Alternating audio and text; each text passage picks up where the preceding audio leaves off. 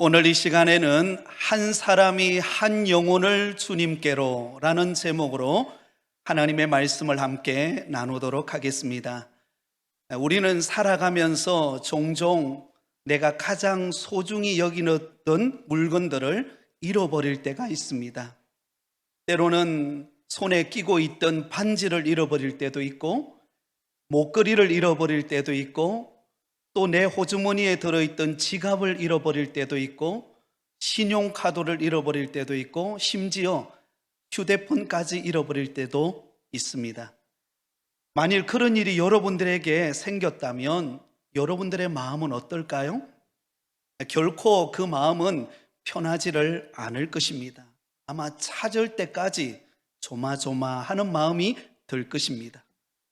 무엇보다도 우리가 잃어버린 것이 매우 소중하고 가치 있는 것이라고 한다면 더욱더 그런 마음은 들게 될 것입니다. 오래전이었습니다. 전 국민들에게 가슴 아프게 했던 한 사건이 있었습니다. 와룡산에 개구리를 잡으러 간다라고 집을 나갔던 행방불명된 5명의 개구리 소년들이 11년 6개월 만에 유골이 된 채로 발견이 된 사건이 있었습니다. 이 사건을 수사하기 위해 무려 경찰은 11년 동안 32만 명 이상의 경찰들이 동원되어서 이 소년들을 찾아다녔습니다. 전국 복지시설, 종교단체, 간해공장 안 다녀본 데가 없었습니다. 심지어는 소매치기범, 전과범, 우범자들을 대상으로도 조사해 보았지만 소용이 없었습니다. 그 당시 그 개구리 소년들을 잃어버린 그 부모들은 잃어버렸다는 소식을 듣는 그 시간부터 생업을 포기한 채 실종된 그 자식들을 찾아서 전국 방방곡곡을 다니기 시작했습니다. 2001년 10월에 실종 소년 중 한 명의 아버지였던 김철규 씨라고 하는 분은 아들을 찾고 전국을 헤매지 않은 곳이 없다가 간암이 들어서 숨지게 되었습니다. 이렇게 부모님 물론 전 경찰들과 온 국민이 애태워서 그렇게도 찾고 찾았는데 11년 만에 유골로 발견이 되었습니다. 누가 무슨 일로 그 아이들을 죽였는지 아직도 미제의 사건으로 남아 있습니다. 여러분, 지난 11년 동안 자식을 찾아 헤매다가 유골로 발견되어진 그 모습을 지켜보는 부모의 마음은 어떠했겠습니까? 아마 그 가슴은 찢어질 것입니다. 너무나 고통스러워서 한없이 눈물 흘리며 아파했을 것입니다. 오늘 우리가 함께 읽었던 본문의 말씀에 보면 잃어버린 한 마리의 양을 찾는 목자의 모습을 우리에게 보여주고 있습니다. 잃어버린 한 마리의 양을 찾는 목자의 심정은 어떠할까요? 아마 온갖 생각들이 그 양을 찾는 목자의 마음을 괴롭혔을 것입니다. 혹시 그 잃어버린 양이 땅을 헛디뎌서 절벽에서 떨어져 죽지는 않았을까? 혹시 길을 헤매고 다니다가 사자나 늑대와 같은 맹수를 만나서 잡혀 먹지는 않았을까? 아니면 막다른 길목에서 어디로 가야 될지 못해 한없이 애타며 울고 있지는 않을까? 안타까워하는 심정으로 그 양을 찾고 찾아다녔던 것입니다. 그러므로 오늘 우리가 읽은 이 본문의 말씀은 잃어버린 한 영혼을 찾으시는 하나님 아버지의 마음을 우리에게 보여주고 있습니다. 사랑하는 성도 여러분, 우리 예수님께서 이 땅에 오신 궁극적인 목적이 무엇일까요? 그것은 바로 잃어버린 자를 찾아 구원하시기 위함입니다. 누가복음 19장 10절에 인자가 온 것은 잃어버린 자를 찾아 구원하려 함이니라. 예수님께서 이 땅에 오신 목적은 분명했습니다.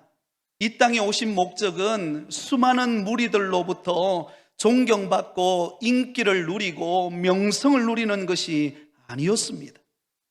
예수님께서 이 땅에 오신 목적은 바로 잃어버린 영혼을 구원하기 위하여 예수님은 이 땅에 오셨습니다. 마가복음 1장 38절에는 이렇게 말합니다. 우리 같이 읽습니다. 이르시되 우리가 다른 가까운 마을들로 가자. 거기서도 전도하리니 내가 이를 위하여 왔노라 하시고, 여러분, 예수님께서는 제자들에게 다른 가까운 마을들로 우리가 가자, 그곳에서 전도하리니 내가 이를 위하여 왔느니라. 예수님께서 이 땅에 오신 목적은 잃어버린 영혼을 찾아 구원하시기 위하여 이 땅에 오셨습니다. 그러므로 예수님께서 오셔서 우리를 대신하여 십자가에 못 박혀 죽으시고 우리를 구원하신 그 구원의 길을 열어주심으로 저와 여러분이 예수님을 믿고 오늘 이렇게 부곡교회당에 모여서 하나님을 예배하는 하나님의 자녀가 되어진 줄 믿습니다. 자, 그렇다면 구원의 은혜와 감격을 경험하고 믿음 안에 살아가는 우리 성도들은 어떻게 살아야 할까요? 우리 예수님께서 이 땅에 오셔서 이루고자 하시는 그 소원의 마음을 우리가 알고 그 주님의 뜻대로 살아가는 삶을 살아가야 할 것입니다. 그렇다면 우리 예수님의 마음의 간절한 소원은 무엇입니까? 바로 잃어버린 영혼을 찾아 그들을 구원의 자리로 인도하는 것입니다. 이것이 먼저 믿은 저와 여러분을 향한 우리 주님의 바람이요, 소원이요, 간절한 기대인 줄 믿으시기를 바랍니다. 마태복음 28장 19절에서 20절까지 예수님께서 이 땅의 생애를 마무리하시고 성천하시기 전에 마지막으로 남기신 지상 명령이 있습니다. 우리 같이 읽겠습니다. 그러므로 너희는 가서 모든 민족을 제자로 삼아 아버지와 아들과 성령의 이름으로 세례를 베풀고 내가 너희에게 분부한 모든 것을 가르쳐 지키게 하라. 볼지어다 내가 세상 끝날까지 너희와 항상 함께 있으리라 하시니라. 할렐루야. 여러분, 예수님께서 마지막으로 우리에게 부탁하시는 그 지상 명령이 무엇입니까? 가서 모든 족속으로 제자를 삼아, 다시 말하면 예수님을 믿지 않고 방황하고 살아가는 잃어버린 영혼들을 찾아 주님께로 인도하여 그들이 예수님을 믿고 주님의 제자가 되는 것, 이것이 우리에게 부탁하신 남기신 지상 명령입니다. 오늘 우리가 읽었던 본문 누가복음 15장을 전체를 다 읽어보면요, 잃어버린 것을 찾는 것에 대한 4가지의 비유가 소개되어지고 있습니다. 첫 번째는 잃어버린 양을 찾는 목자 비유입니다. 오늘 우리가 함께 읽었죠? 3절에서 7절까지의 내용입니다. 그리고 두 번째는 잃어버린 드라크마를 찾는 여인의 비유가 이어서 나옵니다. 8절에서 10절까지 나옵니다. 그리고 세 번째는 잃어버린 탕자를 찾는 아버지의 마음이 소개되고 있습니다. 11절에서 24절입니다. 그리고 마지막 네 번째는 잃어버린 마다들을 찾는 아버지의 비유가 25절에서 32절까지 소개되어지고 있습니다. 여러분, 여기 등장하는 잃어버린 양, 잃어버린 드라크마, 잃어버린 탕자, 잃어버린 마다들의 공통점이 무엇입니까? 모두가 잃어버렸다는 것입니다. 여러분, 잃어버렸다라는 것은요, 그 가치가 상실되고 훼손되어서 다시 찾지 않으면 그 모든 것은 무용지물이 되어버린다라는 것을 의미하고 있습니다. 여러분, 여기 잃어버렸다라는 것은 좁은 의미는 예수님을 떠난 사람을 말합니다. 그러나 넓은 의미를 본다면 모두 예수님을 믿지 않는 불신 영혼들, 아직도 예수 믿지 않고 이 땅에 살아가고 있는 영혼들을 통틀어서 바로 잃어버렸다라고 그렇게 말합니다. 예를 든다면 이전에는 교회를 잘 다녔어요. 근데 무슨 이유인지 몰라도 어느 날부터 교회에 나오지 않고 방황하고 있는 장결자들, 혹은 냉담한 태도를 보이는 교우들을 말합니다. 또한 예수님을 어느 정도 지식적으로는 알고 있지만 그러나 아직까지 교회의 발걸음은 내딛지 않고 있는 사람. 그래서 가서 전도하면 아이고 언젠가는 교회 가야죠. 지금은 시간이 없고 언제쯤 시간 되면 한번 교회 들리겠습니다. 이러시는 분들이 있습니다. 또는 새로 이사를 와서 그동안 섬기던 교회를 떠나서 아직 정착하지 못하고 있는 사람들, 요즘 같으면 교회당에 나오지 못하고 비대면으로 집에서 예배를 드리고 있는 성도들도 포함할 수가 있습니다. 여러분, 그들은 우리의 가족일 수 있고 우리의 친척일 수 있고 또 우리가 가장 가까이 만나는 그리고 친구이자 이웃이자 동료이자 거래처일 수 있습니다. 여러분, 이들을 잃어버렸다는 것입니다. 근데 여러분, 오늘 본문이 강조하고 있는 내용이 무엇입니까? 그 잃어버린 영혼들을, 그 잃어버린 양 한 마리를 그냥 내버려 둔 것이 아니라는 것입니다. 부지런히 찾고 노력하고 그 잃어버린 양 한 마리를 찾기까지 목자가 애쓰고 수고하고 노력하는 모습을 우리에게 보여주고 있습니다. 우리 다 함께 4절 말씀을 같이 읽겠습니다. 4절입니다. 너희 중에 어떤 사람이 양 100마리가 있는데 그 중에 하나를 잃으면 99마리를 들에 두고 그 잃은 것을 찾아내기까지 찾아다니지 아니하겠느냐. 여러분, 양 100마리를 키우는 목자가 있었습니다. 그런데 양들을 세어보니까 한 마리가 보이지를 않는 거예요. 99마리의 양은 있는데 한 마리의 양이 보이지 않고 길을 잃어버린 것입니다. 그때 여러분, 이 목자는 어떻게 합니까? 99마리의 양을 들여다 두고 잃어버린 그 한 마리의 양을 찾아 다니지 아니하겠느냐? 그렇게 말씀하고 있습니다. 결코 잃어버린 그 한 마리의 양을 방관하지 않습니다. 또한 무심하게 언제쯤 오겠지, 언제쯤 돌아오겠지, 지금 내가 할 일도 바쁘고 이 99마리의 양들도 돌아봐야 되고 나 말고 누군가 길을 지나가다가 잃어버린 그 양 한 마리를 데려오겠지, 여러분, 이렇게 수수방관하지 않았다는 것입니다. 언젠가는 돌아오겠지, 지금 내 할 일은 바쁜데 남 돌아볼 여력이 어디 있어? 나 말고 누군가가 전도하겠지. 여러분, 이런 방관자적인 태도를 보이지 않았다는 것입니다. 무관심하고 회피하지 않았습니다. 어떻게 합니까? 그 잃어버린 한 마리의 양을 찾기까지 애쓰고 수고하고 열심을 기울이는 이 목자의 모습을 보여줍니다. 이것은 여러분, 잃어버린 한 영혼을 찾는 것이 얼마나 소중하고 가치 있는 일인가를 우리에게 교훈하고 있는 말씀입니다.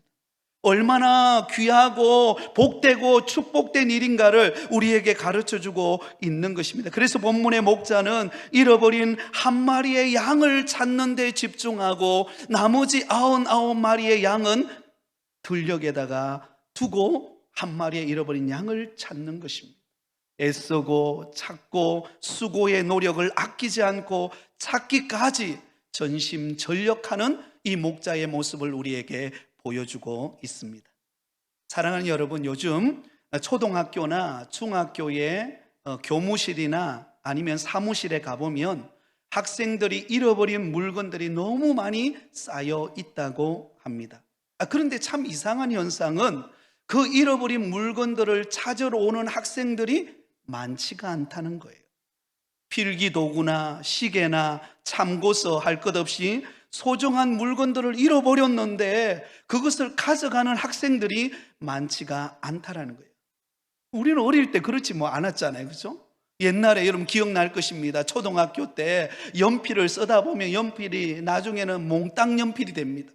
몽땅 연필이 되면 그 몽땅 연필을 버립니까? 어떻게 하죠? 볼펜대를 가지고 그 몽땅 연필 뒤쪽을 깎아가지고 그 위에다가 끼워가지고 쓰지 않으셨습니까? 저만 썼나요? 아마 그때 그 추억들이 기억날 것입니다. 어떻게 하든지 더 아끼면서 여러분 연필을 사용하려고 노력했던 기억이 납니다. 그러나 요즘에는요, 이런 걸 잃어버려도 찾지를 않습니다. 아유, 걱정 마, 내 또 사줄게, 그리고는 새로 사서 여러분 새로 새 물건을 사용합니다. 물론 뭐 요즘에 경기가 좋고 여러 가지 상황이 좋아졌기 때문에 그럴 수 있을 것입니다. 여러분, 이것은 학교만이 아닙니다. 교회도 마찬가지예요. 교회 안에서도 성도들이 가끔 두고 가는 물건들이 있는데요, 그 두고 간 물건을 찾지 않는 성도들이 있습니다. 여러분, 잃어버리면 그 잃어버린 것을 찾고자 하는 애타는 마음, 그 마음이 중요한 것입니다. 만일 잃어버린 한 마리의 양을 목자가 찾지 않고 우리에 데려오지 않는다면 그 양은 어떻게 될까요? 그 양은 결국 낭떠러지에 떨어지거나 맹수에게 잡혀 먹거나 아니면 굶주려 죽게 될 것입니다.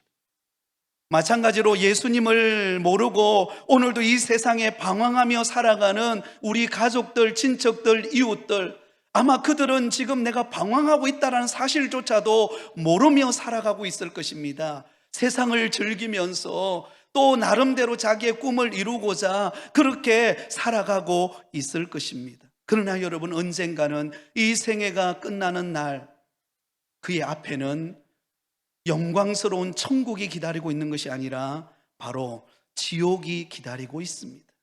마귀에 붙잡혀서 마귀의 밥이 되는 삶을 살아가게 되는 것입니다. 그러므로 이들을 하루빨리 주님께로 인도하는, 피난처 되는 이 교회로 인도하는 사명이 저와 여러분에게 있음을 믿으시기를 바랍니다. 그들의 닫힌 마음의 문을 열고 교회로 나올 수 있도록, 예수님을 믿고 참된 구원의 기쁨을 맛볼 수 있도록 기도하는 여러분 되실 수 있기를 바랍니다. 자, 그렇다면 여러분, 잃어버린 영혼을 구원하려고 할 때에 우리 성도들의 가져야 될 마음의 자세가 무엇입니까? 그것은 바로 잃어버린 영혼을 향한 불쌍히 여기는 마음입니다. 한번 따라하겠습니다. 잃어버린 영혼을 향한 불쌍히 여기는 마음입니다. 여러분, 예수님께서 이 땅에 오셔서 사역하실 때 수많은 무리들이 예수님을 따라왔습니다. 그때 예수님께서 그 무리들을 향하여 가졌던 마음은 어떤 마음이었을까요? 불쌍히 여기는 마음입니다. 마태복음 9장 36절입니다. 무리를 보시고 불쌍히 여기시니 이는 그들이 목자 없는 양과 같이 고생하며 기진함이라. 예수님께로 달려오는 수많은 무리들, 아마 그들은 기적을 보기를 원하고 표적을 보기를 원하고 병 낫기를 원하고 내 인생의 문제를 해결받기를 원하여서 아마 예수님에게로 나왔을 것입니다. 그러나 예수님이 바라보는 그들을 향하여 바라보았을 때, 영적으로 바라보았을 때 그들은요, 마치 목자 없이 방황하고 있는 양의 모습과 같았어요. 언제 낭떠러지에 떨어질지 모르고 언제 맹수를 만나서 잡혀먹을지 모르는 바로 그런 기진맥진한 상태의 모습으로 보았던 것입니다. 그런 무리들을 바라보는 예수님의 마음이 어떠셨다고요? 불쌍히 여기셨다. 이 불쌍히 여기다라는 이 말은 헬라어로는 스플랑클 니조마이라고 하는 단어인데요, 이것은 우리의 사람의 몸에 내장이 뒤틀리다라는 뜻을 가지고 있습니다. 여러분, 내장이 혹시 뒤틀려 보신 적이 있습니까? 때로는 배탈이 나서, 아니면 때로는 어떤 심한 우리 내장 기능에 어떤 문제가 발생했을 때 그때 느끼는 그 고통, 그 아픔, 그 고통과 아픔을 누가 느끼셨다고요? 예수님께서 누구 때문에?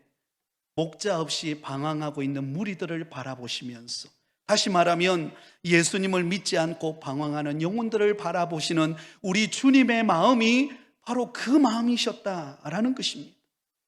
오늘 본문 뒤에 기록되어지고 있는 탕자 비유가 바로 그런 이야기입니다. 둘째 아들이 있었습니다. 큰아들과 둘째 아들이 아버지와 함께 살고 있었는데, 이 둘째 아들이 한번 자신의 인생을 마음껏 한번 살아보고 싶어가지고 살아계시는 아버지에게 찾아와서 매일같이 나에게 유산을 물려달라고 요구하기 시작합니다. 여러분, 자식 이기는 부모 있습니까? 못 이겨요. 못 이깁니다. 그래서 결국은 어떻게 합니까? 그 자식에게 유산을 물려줍니다. 물려주자마자 둘째 아들은 기계화가 찾아왔다고 하면서 아버지를 떠나서 저 먼 곳을 향하여 가서 자신이 받은 그 유산을 허랑방탕하게 다 사용해 버립니다. 즐기면서 다 사용해 버립니다. 나중에는 모든 그 유산을 받은 것들이 다 떨어지고 난 다음에 겨우 어떻게 합니까? 먹을 것이 없어서 돼지들이 먹는 쥐염 열매를 같이 먹으면서 돼지들을 돌보는 신세가 되어버렸던 것입니다. 그때서야 깨달았던 거예요. 사랑하는 여러분, 우리가 실패해보고 절망해보면 그때 깨닫습니다. 아, 우리 아버지 집이 얼마나 좋은 집인지, 우리 아버지 집이 얼마나 따뜻한 곳인지 그때 알게 된 것이에요. 그래서 그는 이렇게 말합니다. 내가 이제는 아버지의 아들이라 칭함받을 수 없고 내가 아버지의 집에 가서 내가 종이나 되어야 되겠다.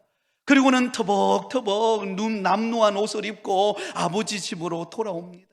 그런데 여러분, 그때 아버지는 무엇하고 있습니까? 아버지는 언제 이 아들이 돌아올까? 언제쯤 이 아들이 집으로 돌아올까? 그리고는 그 문 앞에 서서 그 아들이 오기만을 기다리고 있습니다. 근데 한참을 기다리는데 저 먼 곳에서 투벅투벅 남루한 옷을 입고 걸어오는 사람이 있는 거예요. 가만히 보니까 자기 아들이에요. 아들이. 그리고는 그 아버지가 어떻게 합니까? 20절에 보면 아버지가 그를 보고 측은히 여겼다라고 기록하고 있습니다. 그 아들을 보면서 측은히 여겼다. 여러분, 이 측은히 여겼다라는 말이 불쌍히 여겼다라는 의미입니다. 유산을 다 받아가지고 내 마음대로 한번 살아보리라 하고 그렇게 나갔던 그 아들이 모든 재산 탕진하고 이제는 절망 가운데 주저앉아 있던 그가 아버지께로 돌아올 때에 그 아버지는 그를 불쌍히 여긴 거예요. 내장이 뒤틀릴 정도의 고통을 느끼면서 그 아들을 향하여서 그 아들을 사랑으로 품고 그를 회복하는 것을 볼 수가 있습니다. 사랑하는 성도 여러분, 오늘 이 자리에 앉아 예배드리는 저와 여러분이 구원받아 하나님의 자녀 된 것은 우리 주님이 저와 여러분을 불쌍히 여겨주셨기 때문인 줄 믿습니다. 우리를 측은히 여겨주시는 그 아버지의 마음이 있었기에 우리는 부름받은 것입니다. 여러분들은 아마 여러분들이 자녀들을 키우면서 때로는 그 자녀들을 병원에 입원시켜 볼 때가 있을 것입니다. 저도 저희 그 둘째 아들이 지금도 기억나는 것은요, 한참 자랄 때였는데 초등학교 들어가기 전에 어린이집에 다닐 때였는데 양쪽 눈이 퉁퉁 부어가지고는 앞이 안 보이는 거예요. 퉁퉁 부어가지고, 그럼 또 그 질병이 있더라고요. 양쪽 눈이 막 퉁퉁 부어가지고 그건 앞을 잘 보지 못하고 그렇게 힘들어한 적이 있습니다. 그때 그 옆에서 바라보는 아내와 저의 마음이 너무 고통스러운 거예요. 차라리 내가 아팠으면 좋겠다. 여러분, 이런 마음이 들 때가 있었습니다. 아마 부모들은 느끼는, 자녀들이 아플 때 부모들이 느끼는 마음이 바로 그런 안타까움, 그런 긍휼히 여기는 마음이 아니겠습니까? 미국에 유행하는 것이 있는데요, 인형병원이라고 하는 것이 있다고 합니다. 아이들이 가지고 노는 인형들을, 여러분, 아이들이 인형을 가져 놀다 보면 이게 고장이 날 때가 있습니다. 뭐 팔이 부러졌다거나 아니면 다리가 뭐 이렇게 떨어져 나갔다거나 아니면 머리가 이렇게 헝클어졌다거나 뭐 이럴 때에 여러분, 그 부모들이 그 아이를 데리고 고장난 인형을 가지고 그 수리하는 인형병원을 찾아간다고 해요. 그리고는 그곳에서 수리하는 그 인형병원 선생님들에게 그 인형을 맡기고 집으로 돌아와서 그 뒷날에 찾아가서 그 인형을 찾아온다고 합니다. 근데 실제로는 어떤 경우에는 그 인형값보다도 그 인형을 치료한 값이 더 많이 들 때도 있다 그래요. 그러나 그 미국인 그 부모들이 인형병원에 아이들과 함께 그 헝클어진 그 인형을 가지고 가서 치료하는 이유가 있다고 합니다. 그것은 그 아이가 그 인형을 사랑하기 때문이라. 그래서 남을 배려하고 사랑하는 마음을 키우기 위하여 때로는 인형값보다도 훨씬 더 비싼 치료비가 들지만, 그러나 애써서 그 인형병원에 가서 그것을 치료하고 데려오는 훈련을 시킨다고 합니다.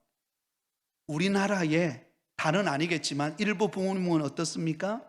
가지고 놀던 장난감이 좀 고장나면 어떻게 하죠? 그냥 버려버립니다. 그리고는요, 옷이나 신발이나 아이들이 사용하는 생활용품이 애착을 가지고 있는데, 여러분 그것이 좀 떨어졌다 보면 그 아이에게 물어보지도 않고 부모님들이 그것을 아예 그냥 미리 치워버리는 경우들도 있습니다. 물론 미리 알아서 해주는 것도 좋죠. 그러다 보니까 우리 사람들의 마음속에 다른 사람을 대할 때도 일회용으로 대할 때가 있다는 것입니다. 사람들을 대할 때에 내 마음에 들면 그 사람이 나의 친구가 되어주고, 그렇지 않으면 그냥 일회용, 그냥 컵을 버리듯이 버리는 현상들이 오늘날 일어나고 있다라는 것입니다. 사랑하는 여러분, 구원받은 저와 여러분들에게 가져야 될 마음이 있다면 그것은 주님의 마음입니다. 그 마음은 불쌍히 여기는 마음입니다. 아직도 예수 믿지 않고 있는 우리 가족들, 친척들, 이웃들, 동료들, 거래처 사람들, 우리는 매일같이 어떻게 보면 스치면서 그들과 만나고 그들과 대화하고 그들을 우리는 함께 합니다. 그러나 우리는 그들을 긍휼히 여기고 불쌍히 여기는 마음을 갖지 못할 때가 얼마나 많은지 모릅니다. 우리 예수님은 예수님께로 나아오는 무리들을 향한 마음이 바로 불쌍히 여기는, 측은히 여기는 마음이었습니다. 지금으로부터 약 1세기 전인 20세기 초에 히틀러와 그의 추종자들이 유태인들을 마구 학살할 때가 있었습니다. 600만 유대인들을 학살했다라고 말하지 않습니까? 그런데 그때 독일의 한 사업가가 있었습니다. 남부럽지 않는 중견 사업가가 되어서 승승장구하는 그런 사업가였습니다. 그러던 어느 날 우연히 유태인들이 학살당하는 장면을 목격하게 됩니다. 이 사업가가 이 장면을 목격하기 전만 하더라도 유태인들은 마땅히 죽어야 마땅할 민족이라고 생각했습니다. 그런데 남녀노소를 가릴 것 없이 가스실로 들어가서 울부짖으면서 그곳에 죽어가는 유태인들을 보면서 그때 안타까운 마음을 갖게 된 것입니다. 특별히 유태인의 어머니와 어린 아이가 가스실에 들어가서 서로 껴안고 죽어가는 그 모습을 바라보면서 그는 큰 충격을 받습니다. 그러면서 내가 가만히 있어서는 안 되겠다. 그리고는 유태인들을 구해내기로 마음을 먹습니다. 그 당시 독일 관리들은 타락했기 때문에 돈을 주면 그 가스실에 들어가는 유태인들을 이렇게 구해낼 수가 있었습니다. 그래서 여러분, 몇 년 동안 이 사업가는요, 유태인을 구해내기 위하여서 열심히 그가 가지고 있는 사업을 하여 벌었던 돈을 투자하기 시작합니다. 수백 명의 유태인들을 구해냅니다. 그러는 가운데 자신이 가지고 있던 재산들이 점점 줄어들어서 이제는 더 이상 그가 사용할, 구해낼 돈이 없는 것입니다. 그리고는 마지막 돈을 지불하고 유태인을 안전한 곳으로 보내고는 그는 터벅터벅 길을 걸어갑니다. 그런데 한참을 터벅터벅 길을 걸어가다가 무심코 자기 손에 끼어 있는 금가락지를 보게 됩니다. 그리고는 그 금가락지를 보면서 그는 이렇게 소리칩니다. 내가 이것을 왜 끼고 있는가? 이 반지를 팔았다면 한 사람의 유태인을 더 구할 수 있었을 텐데 내가 왜 이것을 지금 끼고 있지? 그렇게 말했다고 합니다. 바로 그 사람이 신들러라고 하는 사람입니다. 우리가 영화 신들러 리스트라고 하는 영화가 있죠. 이것은 실화를 바탕으로 한 영화입니다. 이 신들러가 구해준 유태인이 약 6,000명이 된다고 합니다. 그래서 이 6,000명의 구출받은 사람들은 스스로 자신들을 이끌어서 신들러의 유태인들이라고 그렇게 고백하고 있습니다. 한 사람의 헌신이 얼마나 많은 사람을 구해내는가를 보여주고 있습니다.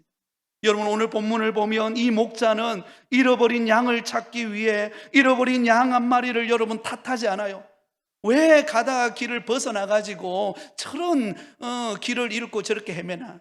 한번 본때기를 보여줘야지. 이렇게 하지 않았다는 것입니다. 율법으로 판단하거나 정죄하거나 원망하지 않았습니다. 도리어 여러분, 이 목자는 시간과 노력과 수고를 아끼지 않고 그 잃어버린 양 한 마리를 찾는데 온갖 시간과 마음을 쏟는 이 목자의 모습을 우리에게 보여주고 있습니다. 사랑하는 성도 여러분, 우리는 지금 추수의 계절 가을을 보내고 있습니다. 농부가 가을에 풍성한 수확을 거두기 위해서는 봄에 논밭에 나가서 씨를 뿌리고 그것을 가꾸고 거름을 주고 그것을 정성을 다하여 수고하며 돌봅니다. 그리고 쨍쨍 햇볕이 내릴 때는 여름에는 병충해를 방지하기 위해서 논에 나가서 때로는 농약을 치기도 하고 온갖 노력을 다 기울입니다. 그러는 과정을 거쳐서 가을에 추수의 계절에 풍성한 수확을 거두게 됩니다. 마찬가지로 잃어버린 영혼을 구원하기를 원한다면 우리는 가만히 있으면 안 됩니다.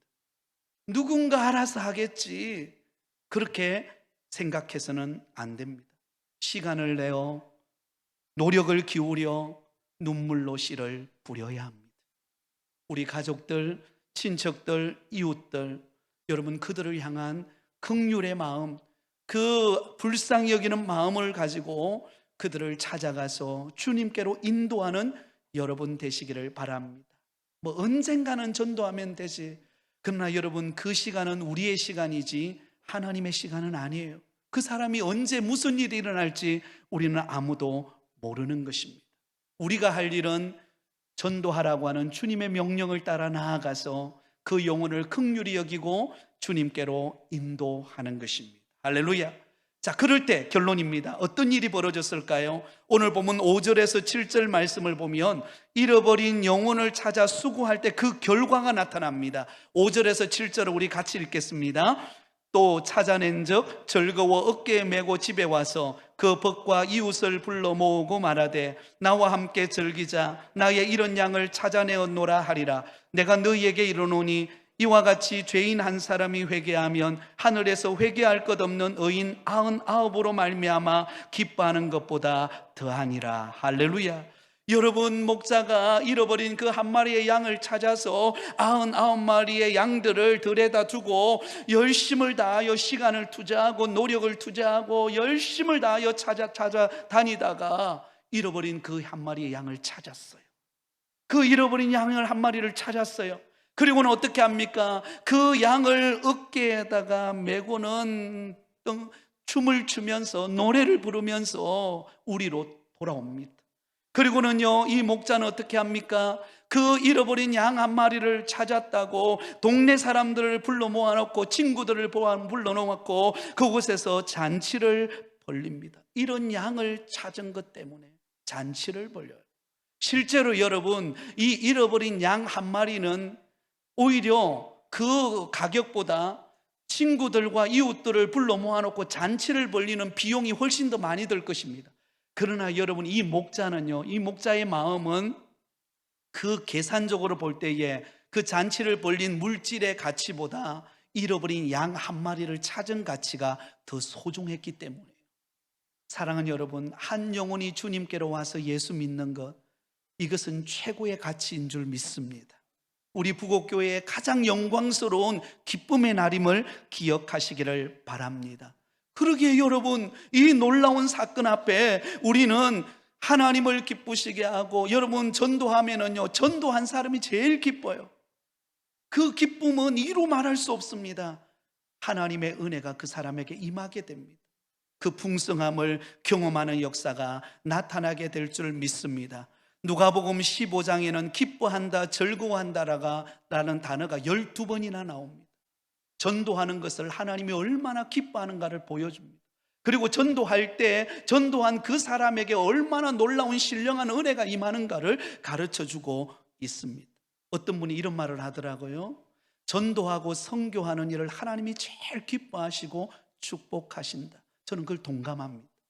오늘 말씀이 그걸 보여주고 있지 않습니까? 사랑하는 성도 여러분, 한 사람이 한 영혼을 주님께로 인도하실 수 있기를 바랍니다. 우리는 다음 주부터 2주간 동안 새생명 전도 축제를 갖습니다. 누구는 이렇게 생각할지 모르겠습니다. 아니, 아직도 코로나 여파가 남아있는 이때에 좀 시간적 여유를 두고 하지, 그렇게 하냐고. 그러나 여러분, 우리는 다른 건 다 양보할 수 있어요. 우리 밥 먹는 거 좀 참을 수 있습니다. 그러나 잃어버린 영혼을 구원하는 이 일은 포기할 수 없는 일입니다.